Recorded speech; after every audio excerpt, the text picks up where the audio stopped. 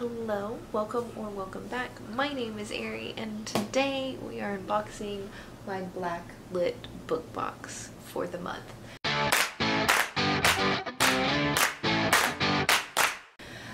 This box, I think I've done one other unboxing of this, and I think this is going to be the last box. There may be one more, I'm not sure, but I don't have anything against this box, and I want to say that the customer service is some of the most outstanding customer service I've ever had, but I have a lot of delivery issues with this box. The first box that I was supposed to get, the company said that my address wasn't valid, and the address was perfectly valid. That building's been there and that address has existed since like the 70s, or at least it was updated last in the 70s, so it's existed for a really long time. So I know the address was valid, and they couldn't send it USPS, so they worked with me on it and they were really cool about it and ended up sending it FedEx.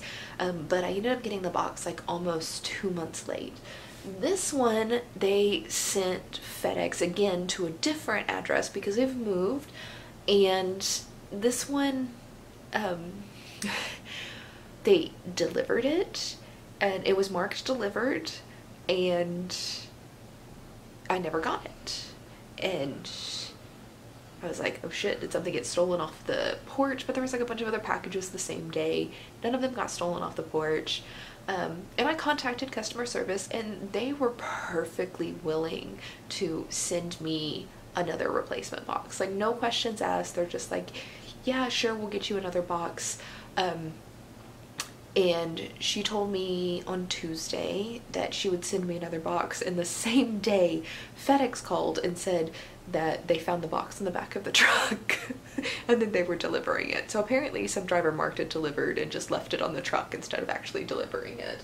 But I did get my box, and like I said, the customer service that I've gotten from this company is great, but I don't want to continue a subscription to a box where I'm having a lot of problems receiving the items, and then it's also putting the company BlackLit out of money trying to get me these boxes. Even if they're perfectly willing to replace it, having to send me multiple boxes or redo the shipping every time is just money that they don't need to be spending on me. So it's been so long since I've got one of these, I honestly don't remember what was in the last box. I think, was it Grown? Was that the one? Because I understood sending that, but I didn't like the book. But let's get in here and see what's in this box. So first off, we have so this is September box, and it is mid-October when I got it, if that shows you how late these are showing up to me. So this is a September box. We have a shirt right on top.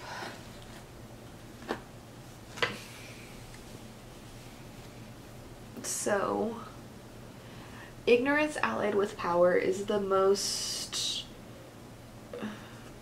ferocious enemy justice can have. I can't read that font very well, by James Baldwin. I assume that's a picture of James Baldwin.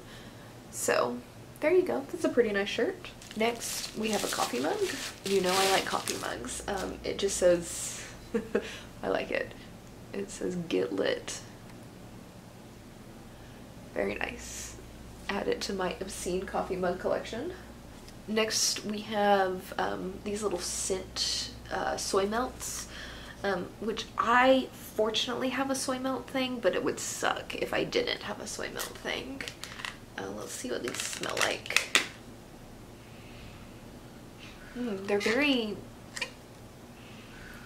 They smell like household cleaners with that like fake lemon scent. Lemongrass jasmine is what it's supposed to smell like, but it kind of smells like Pledge. I mean, not the worst thing I've ever smelled, but it does smell like Pledge. Next up I have coasters, and they're the same on both of them, but they are really, like, these are some thick coasters. These are by Deny Designs, and they're like, the artwork on here is gorgeous. Isn't that pretty? I like these. These are nice coasters. I get some crappy coasters in my boxes sometime. Those are nice coasters. After that, we have a beautiful silk headscarf. But yeah, this is like a nice silky material, great for wrapping your hair up if you were to do that. For me, I could just use it as like a scarf or just as like a design choice, because I don't need to protect my hair when I'm asleep. Yes, I like it. It is a very pretty design, very nice texture. Then I have a bookmark that says always reading, which is a really nice bookmark. I'm not mad at that at all. And the final thing in here is the book, which is Clap When You Land by Elizabeth Acevedo. I've actually already read this book this year, so I don't have to take the time to read it to give you a review of it. But this is a story told in verse based on true events, and this follows two young girls. You've got Camino and Yahara, and Camino lives in the Dominican Republic, and Yahara lives in New York City, and they have the same father, but they don't know that they have the same father. And at the very beginning of the story, their papa, their father, gets on a plane. Both families live separately, or he has a family in each country that don't really know about each other. After he gets on a plane, the plane crashes, and there was really, after, it was happened shortly after 9/11, and a plane really crashed from New York. It wasn't a terrorist attack, and our news doesn't care if it's not about white people, basically.